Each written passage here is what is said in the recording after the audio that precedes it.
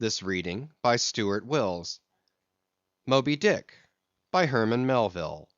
Chapters 45 to 47. Chapter 45. The Affidavit.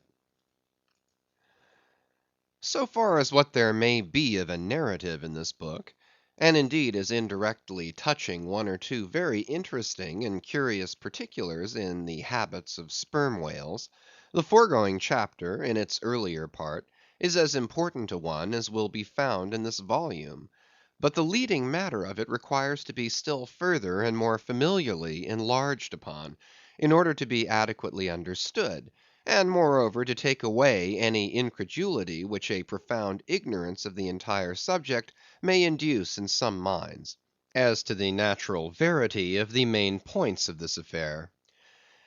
I care not to perform this part of my task methodically, but shall be content to produce the desired impression by separate citations of items practically or reliably known to me as a whaleman; and from these citations, I take it, the conclusion aimed at will naturally follow of itself. First, I have personally known 3 instances where a whale, after receiving a harpoon, has effected a complete escape, and after an interval, in one instance of 3 years, has been again struck by the same hand and slain, when the 2 irons, both marked by the same private cipher, have been taken from the body. In the instance where 3 years intervened between the flinging of the 2 harpoons, and I think it may have been something more than that, the man who darted them, happening in the interval to go in a trading ship on a voyage to Africa, went ashore there, joined a discovery party, and penetrated far into the interior, where he travelled for a period of nearly 2 years, often endangered by serpents, savages, tigers, poisonous miasmas, with all the other common perils incident to wandering in the heart of unknown regions. Meanwhile, the whale he had struck must also have been on its travels; no doubt it had thrice circumnavigated the globe, brushing with its flanks all the coasts of Africa, but to no purpose. This man and this whale again came together, and the one vanquished the other. I say I myself have known 3 instances similar to this; that is, in 2 of them I saw the whales struck, and upon the second attack saw the 2 irons with the respective marks cut in them, afterwards taken from the dead fish. In the 3-year instance, it so fell out that I was in the boat both times, first and last, and the last time distinctly recognized a peculiar sort of huge mole under the whale's eye, which I had observed there 3 years previous. I say 3 years, but I am pretty sure it was more than that. Here are 3 instances, then, which I personally know the truth of, but I have heard of many other instances from persons whose veracity in the matter there is no good ground to impeach. Secondly, it is well known in the sperm whale fishery, however ignorant the world ashore may be of it, that there have been several memorable historical instances where a particular whale in the ocean has been at distant times and places popularly cognizable. Why such a whale became thus marked was not altogether and originally owing to his bodily peculiarities as distinguished from other whales; for however peculiar in that respect any chance whale may be, they soon put an end to his peculiarities by killing him, and boiling him down into a peculiarly valuable oil. No, the reason was this, that from the fatal experiences of the fishery there hung a terrible prestige of perilousness about such a whale, as there did about Rinaldo Rinaldini, insomuch that most fishermen were content to recognize him by merely touching their tarpaulins when he would be discovered, lounging by them on the sea, without seeking to cultivate a more intimate acquaintance. Like some poor devils ashore that happen to know an irascible great man, they make distant unobtrusive salutations to him in the street, lest if they pursued the acquaintance further, they might receive a summary thump for their presumption.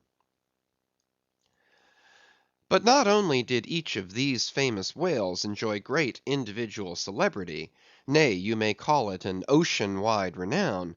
Not only was he famous in life and now is immortal in the forecastle stories after death, but he was admitted into all the rights, privileges, and distinctions of a name; had as much a name, indeed, as Cambyses or Caesar. Was it not so, O Timor Tom, thou famed Leviathan, scarred like an iceberg, who so long didst lurk in the oriental straits of that name, whose spout was often seen from the palmy beach of Ombay? Was it not so, O New Zealand Jack, thou terror of all cruisers that cross their wakes in the vicinity of the Tattoo Land? Was it not so, O Morcan, king of Japan, whose lofty jet, they say, at times assumed the semblance of a snow white cross against the sky? Was it not so, O Don Miguel, thou Chilean whale, marked like an old tortoise with mystic hieroglyphics upon the back? In plain prose, here are four whales as well known to the students of cetacean history as Marius or Sylla to the classic scholar. But this is not all. New Zealand Tom and Don Miguel, after at various times creating great havoc among the boats of different vessels, were finally gone in quest of, systematically hunted out, chased, and killed by valiant whaling captains, who heaved up their anchors with that express object as much in view, as in setting out through the Narragansett woods, Captain Butler of old had it in his mind to capture that notorious murderous savage, Anawan, the headmost warrior of the Indian king Philip. I do not know where I can find a better place than just here to make mention of one or two other things which seem to me important, as in printed form establishing in all respects the reasonableness of the whole story of the White Whale, more especially the catastrophe. For this is one of those disheartening instances where truth requires full as much bolstering as error. So ignorant are most landsmen of some of the plainest and most palpable wonders of the world, that without some hints touching the plain facts, historical and otherwise, of the fishery, they might scoff at Moby-Dick as a monstrous fable, or still worse and more detestable, a hideous and intolerable allegory. First, though most men have some vague flitting ideas of the general perils of the grand fishery, yet they have nothing like a fixed vivid conception of those perils, and the frequency with which they recur. One reason, perhaps, is that not 1 in 50 of the actual disasters and deaths by casualties in the fishery ever finds a public record at home, however transient and immediately forgotten that record. Do you suppose that that poor fellow there, who this moment perhaps caught by the whale line off the coast of New Guinea, is being carried to the bottom of the sea by the sounding Leviathan, do you suppose that that poor fellow's name will appear in the newspaper obituary you will read to morrow at your breakfast? No, because the mails are very irregular between here and New Guinea. In fact, did you ever hear what might be called regular news direct or indirect from New Guinea? Yet I tell you that upon one particular voyage which I made to the Pacific, among many others, we spoke 30 different ships, every one of which had a death by a whale, some of them more than one, and 3 that had each lost a boat's crew. For God's sake, be economical with your lamps and candles. Not a gallon you burn, but at least 1 drop of a man's blood was spilled for it. Secondly, people ashore have indeed some indefinite idea that a whale is an enormous creature of enormous power. But I have ever found that when narrating to them some specific example of this twofold enormousness, they have significantly complimented me upon my facetiousness, when I declare upon my soul I had no more idea of being facetious than Moses when he wrote the history of the plagues of Egypt. But fortunately the special point I here seek can be established upon testimony entirely independent of my own. The point is this: the sperm whale is in some cases sufficiently powerful, knowing, and judiciously malicious, as with direct aforethought, to stave in, utterly destroy, and sink a large ship. And what is more, the sperm whale has done it. First, in the year 1820, the ship Essex, Captain Pollard of Nantucket, was cruising in the Pacific Ocean. One day she saw spouts, lowered her boats, and gave chase to a shoal of sperm whales. Ere long several of the whales were wounded, when suddenly a very large whale, escaping from the boats, issued from the shoal, and bore directly down upon the ship. Dashing his forehead against her hull, he so stove her in, that in less than "10 minutes" she settled down and fell over. Not a surviving plank of her has been seen since. After the severest exposure, part of the crew reached the land in their boats. Being returned home at last, Captain Pollard once more sailed for the Pacific in command of another ship; but the gods shipwrecked him again upon unknown rocks and breakers. For the second time his ship was utterly lost, and forthwith forswearing the sea, he has never tempted it since. At this day Captain Pollard is a resident of Nantucket. I have seen Owen Chase, who was chief mate of the Essex at the time of the tragedy. I have read his plain and faithful narrative. I have conversed with his son, and all this within a few miles of the scene of the catastrophe. Footnote: The following are extracts from Chase's narrative. "Every fact seemed to warrant me in concluding that it was anything but chance which directed his operations. He made too several attacks upon the ship, at a short interval between them, both of which, according to their direction, were calculated to do us the most injury, by being made ahead, and thereby combining the speed of the two objects for the shock; to effect which, the exact manoeuvres which he made were necessary. His aspect was most horrible, and such as indicated resentment and fury. He came directly from the shoal which we had just before entered, and in which we had struck 3 of his companions, as if fired with revenge for their sufferings." Again: "At all events, the whole circumstances taken together, all happening before my own eyes, and producing at the time impressions in my mind of decided, calculating mischief on the part of the whale, many of which impressions I cannot now recall, induce me to be satisfied that I am correct in my opinion."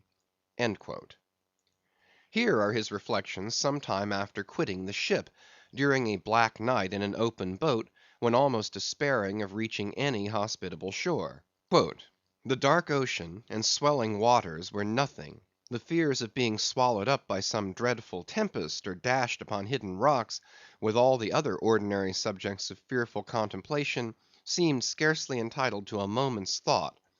The dismal looking wreck, and the horrid aspect and revenge of the whale, wholly engrossed my reflections, until day again made its appearance." In another place (page 45), he speaks of "the mysterious and mortal attack of the animal." Secondly, the ship Union, also of Nantucket, was in the year 1807 totally lost off the Azores by a similar onset; but the authentic particulars of this catastrophe I have never chanced to encounter, though from the whale hunters I have now and then heard casual allusions to it. Thirdly, some 18 or 20 years ago, Commodore J., then commanding an American sloop of war of the first class, happened to be dining with a party of whaling captains on board a Nantucket ship in the harbor of Oahu, Sandwich Islands. Conversation turning upon whales, the Commodore was pleased to be skeptical touching the amazing strength ascribed to them by the professional gentlemen present. He peremptorily denied, for example, that any whale could so smite his stout sloop of war as to cause her to leak so much as a thimbleful. Very good; but there is more coming. Some weeks after, the Commodore set sail in this impregnable craft for Valparaiso; but he was stopped on the way by a portly sperm whale that begged a few moments' confidential business with him. That business consisted in fetching the Commodore's craft such a thwack, that with all his pumps going he made straight for the nearest port to heave down and repair. I am not superstitious, but I consider the Commodore's interview with that whale as providential. Was not Saul of Tarsus converted from unbelief by a similar fright? I tell you, the sperm whale will stand no nonsense. I will now refer you to Langsdorff's voyages for a little circumstance in point, peculiarly interesting to the writer hereof. Langsdorff, you must know, by the way, was attached to the Russian Admiral Krusenstern's famous discovery expedition in the beginning of the present century. Captain Langsdorff thus begins his 17th chapter.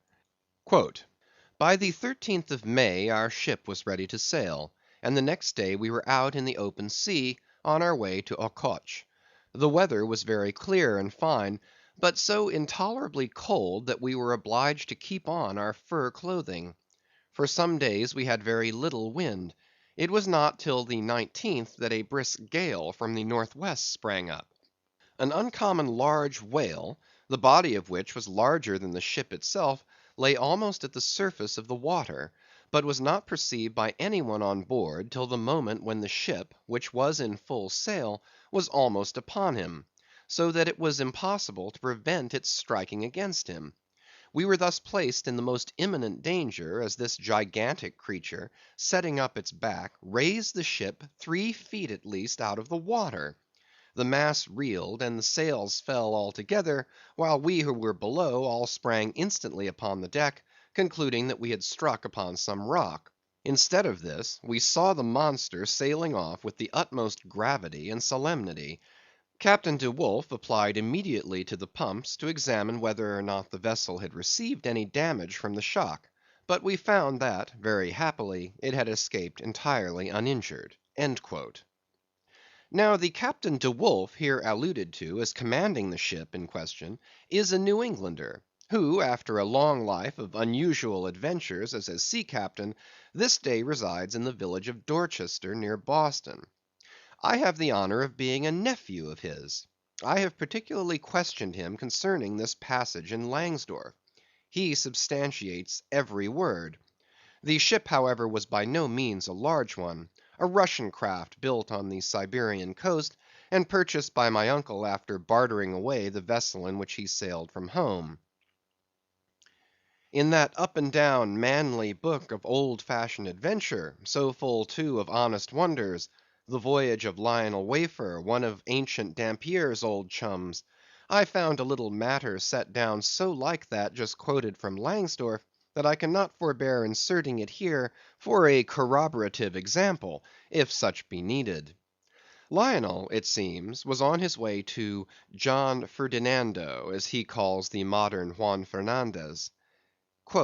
"In our way thither," he says, "about 4 o'clock in the morning, when we were about 150 leagues from the main of America, our ship felt a terrible shock, which put our men in such consternation that they could hardly tell where they were or what to think, but every one began to prepare for death; and indeed the shock was so sudden and violent that we took it for granted the ship had struck against a rock; but when the amazement was a little over, we cast the lead and sounded, but found no ground. The suddenness of the shock made the guns leap in their carriages, and several of the men were shaken out of their hammocks. Captain Davis, who lay with his head on a gun, was thrown out of his cabin." Lionel then goes on to impute the shock to an earthquake, and seems to substantiate the imputation by stating that a great earthquake somewhere about that time did actually do great mischief along the Spanish land. But I should not much wonder if, in the darkness of that early hour of the morning, the shock was after all caused by an unseen whale vertically bumping the hull from beneath. I might proceed with several more examples, one way or another known to me, of the great power and malice at times of the sperm whale. In more than one instance he has been known not only to chase the assailing boats back to their ships, but to pursue the ship itself, and long withstand all the lances hurled at him from its decks.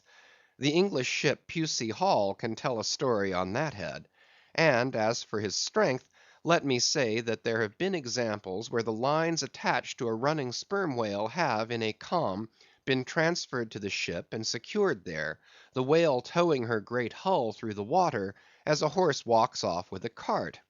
Again, it is very often observed that if the sperm whale, once struck, is allowed time to rally, then he acts not so often with blind rage as with willful, deliberate designs of destruction to his pursuers. Nor is it without conveying some eloquent indication of his character, that upon being attacked he will frequently open his mouth and retain it in that dread expansion for several consecutive minutes. But I must be content with only one more and a concluding illustration, a remarkable and most significant one, by which you will not fail to see, that not only is the most marvellous event in this book corroborated by plain facts of the present day, but that these marvels, like all marvels, are mere repetitions of the ages, so that for the millionth time we say Amen with Solomon, verily there is nothing new under the sun. In the sixth Christian century lived Procopius, a Christian magistrate of Constantinople, in the days when Justinian was emperor and Belisarius general. As many know, he wrote the history of his own times, a work every way of uncommon value. By the best authorities he has always been considered a most trustworthy and unexaggerating historian, except in some one or two particulars not at all affecting the matter presently to be mentioned.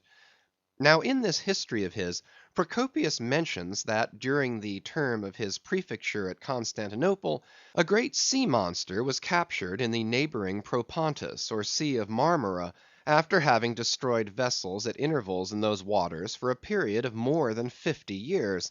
A fact thus set down in substantial history cannot easily be gainsaid, nor is there any reason that it should be. Of what precise species this sea monster was is not mentioned, but as he destroyed ships, as well as for other reasons, he must have been a whale, and I am strongly inclined to think a sperm whale. And I will tell you why. For a long time I fancied that the sperm whale had been always unknown in the Mediterranean and the deep waters connecting with it. Even now I am certain that those seas are not, and perhaps never can be, in the present constitution of things, a place for his habitual gregarious resort. But further investigations have recently proved to me that in modern times there have been isolated instances of the presence of the sperm whale in the Mediterranean. I am told on good authority that on the Barbary coast a Commodore Davis of the British Navy found the skeleton of a sperm whale. Now, as a vessel of war readily passes through the Dardanelles, hence a sperm whale could, by the same route, pass out of the Mediterranean into the Propontis. In the Propontis, as far as I can learn, none of that peculiar substance called brit is to be found, the aliment of the right whale. But I have every reason to believe that the food of the sperm whale, squid or cuttlefish, lurks at the bottom of that sea, because large creatures, but by no means the largest of that sort, have been found at its surface. If then you properly put these statements together, and reason upon them a bit, you will clearly perceive that according to all human reasoning, Procopius's sea monster, that for half a century stove the ships of a Roman emperor, must in all probability have been a sperm whale.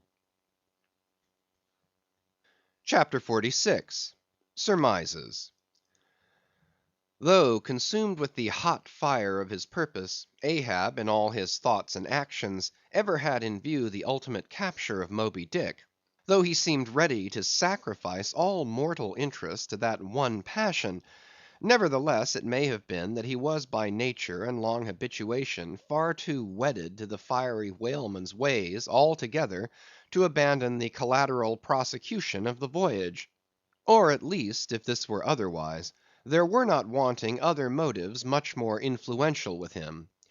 It would be refining too much perhaps, even considering his monomania, to hint that his vindictiveness toward the white whale might have possibly extended itself in some degree to all sperm whales, and that the more monsters he slew, by so much the more he multiplied the chances that each subsequently encountered whale would prove to be the hated one he hunted. But if such an hypothesis be indeed exceptionable, there were still additional considerations which, though not so strictly according to the wildness of his ruling passion, yet were by no means incapable of swaying him. To accomplish his object, Ahab must use tools; and of all tools used in the shadow of the moon, men are the most apt to get out of order. He knew, for example, that however magnetic his ascendancy in some respects was over Starbuck, yet that ascendancy did not cover the complete spiritual man any more than mere corporeal superiority involves intellectual mastership. For to the purely spiritual, the intellectual but stand in a sort of corporeal relation. Starbuck's body and Starbuck's coerced will were Ahab's, so long as Ahab kept his magnet at Starbuck's brain. Still he knew that for all this the chief mate in his soul abhorred his captain's quest, and could he, would joyfully disintegrate himself from it, or even frustrate it. It might be that a long interval would elapse ere the white whale was seen. During that long interval, Starbuck would ever be apt to fall into open relapses of rebellion against his captain's leadership, unless some ordinary, prudential, circumstantial influences were brought to bear upon him. Not only that, but the subtle insanity of Ahab respecting Moby-Dick was no ways more significantly manifested than in his superlative sense and shrewdness in foreseeing that, for the present, the hunt should in some way be stripped of that strange imaginative impiousness which naturally invested it; that the full terror of the voyage must be kept withdrawn into the obscure background, for few men's courage is proof against protracted meditation unrelieved by action; that when they stood their long night watches, his officers and men must have some nearer things to think of than Moby-Dick. For however eagerly and impetuously the savage crew had hailed the announcement of his quest, yet all sailors of all sorts are more or less capricious and unreliable.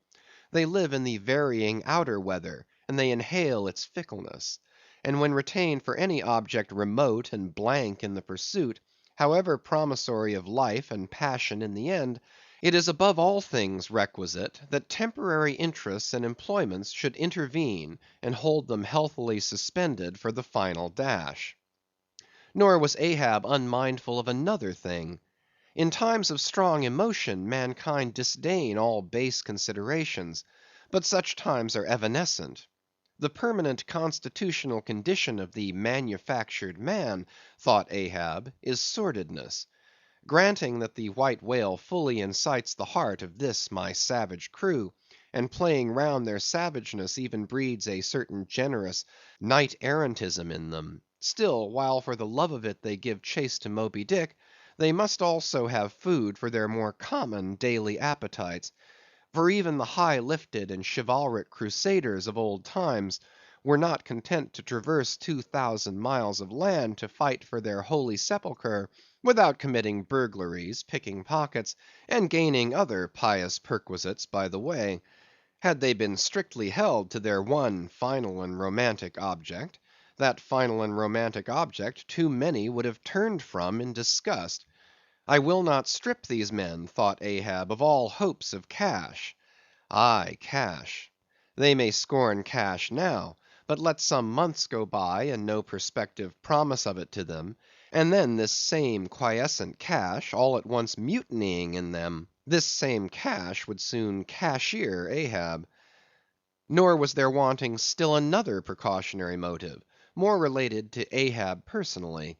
Having impulsively, it is probable, and perhaps somewhat prematurely, revealed the prime but private purpose of the Pequod's voyage, Ahab was now entirely conscious that in so doing he had indirectly laid himself open to the unanswerable charge of usurpation; and with perfect impunity, both moral and legal, his crew, if so disposed, and to that end competent, could refuse all further obedience to him, and even violently wrest from him the command.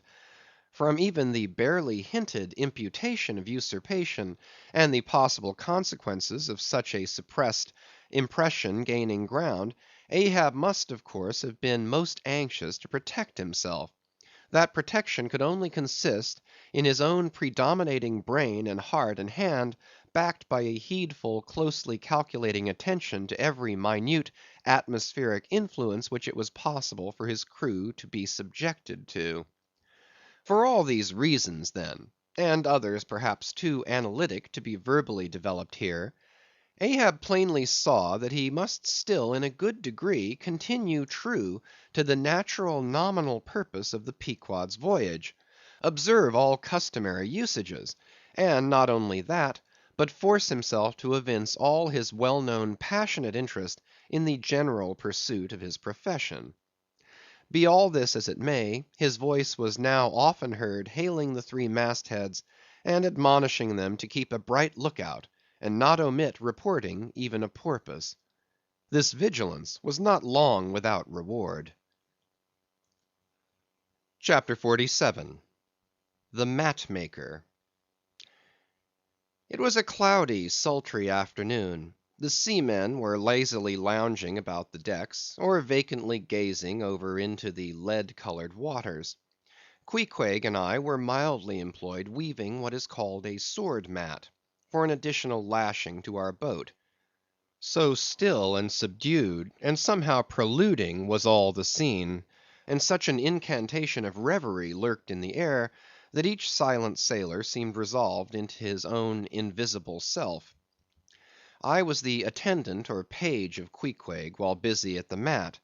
As I kept passing and repassing the filling or woof of marline between the long yarns of the warp, using my own hand for the shuttle, and as Queequeg, standing sideways, ever and anon slid his heavy oaken sword between the threads, and idly looking off upon the water, carelessly and unthinkingly drove home every yarn, I say so strange a dreaminess did there then reign all over the ship, and all over the sea, only broken by the intermitting dull sound of the sword, that it seemed as if this were the loom of time, and I myself were a shuttle mechanically weaving and weaving away at the fates. There lay the fixed threads of the warp, subject to but one single, ever returning, unchanging vibration, and that vibration merely enough to admit of the crosswise interblending of other threads with its own. This warp seemed necessity, and here, thought I, with my own hand, I ply my own shuttle, and weave my own destiny into these unalterable threads. Meantime Queequeg's impulsive, indifferent sword, sometimes hitting the woof slantingly, or crookedly, or strongly, or weakly, as the case might be, and by this difference in the concluding blow producing a corresponding contrast in the final aspect of the completed fabric, this savage's sword, thought I, which thus finally shapes and fashions both warp and woof, this easy, indifferent sword must be chance. Aye, chance, free will, and necessity, nowise incompatible, all interweavingly working together. The straight warp of necessity, not to be swerved from its ultimate course; its every alternating vibration, indeed, only tending to that; free will still free to ply her shuttle between given threads; and chance, though restrained in its play, within the right lines of necessity, and sideways in its motion directed by free will; though thus prescribed to by both, chance by turns rules either, and has the last featuring blow at events.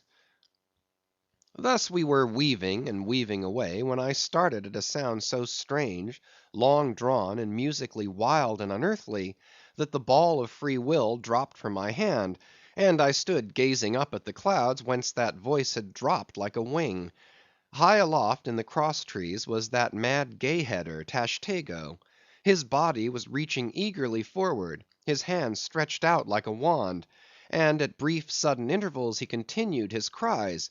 To be sure, the same sound was that very moment perhaps being heard all over the seas, from hundreds of whalemen's lookouts perched as high in the air; but from few of those lungs could that accustomed old cry have derived such a marvellous cadence as from Tashtego the Indian's. As he stood hovering over you, half suspended in air, so wildly and eagerly peering towards the horizon, you would have thought him some prophet or seer beholding the shadows of fate, and by those wild cries announcing their coming. "There she blows! There! There! There! She blows! She blows!" "Where away?" "On the lee beam, about 2 miles off; a school of them." Instantly all was commotion. The sperm whale blows as a clock ticks, with the same undeviating and reliable uniformity. and thereby whalemen distinguish this fish from other tribes of his genus. "There go flukes!" was now the cry from Tashtego, and the whales disappeared. "Quick, steward!" cried Ahab. "Time! Time!" Dough Boy hurried below, glanced at the watch, and reported the exact minute to Ahab.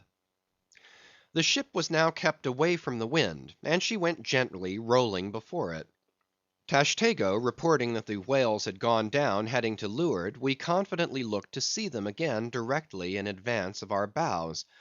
For that singular craft at times evinced by the sperm whale, when, sounding with his head in one direction, he nevertheless, while concealed beneath the surface, mills round and swiftly swims off in the opposite quarter; this deceitfulness of his could not now be in action, for there was no reason to suppose that the fish seen by Tashtego had been in any way alarmed, or indeed knew at all of our vicinity.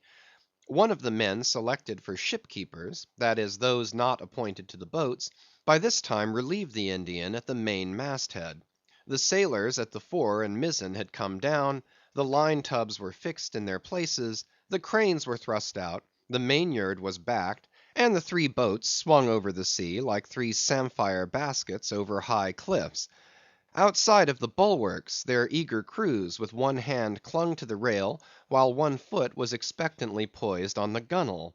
So looked the long line of man of war's men about to throw themselves on board an enemy's ship. But at this critical instant, a sudden exclamation was heard, that took every eye from the whale. With a start all glared at dark Ahab, who was surrounded by 5 dusky phantoms that seemed fresh formed out of air. End of chapters 45 to 47.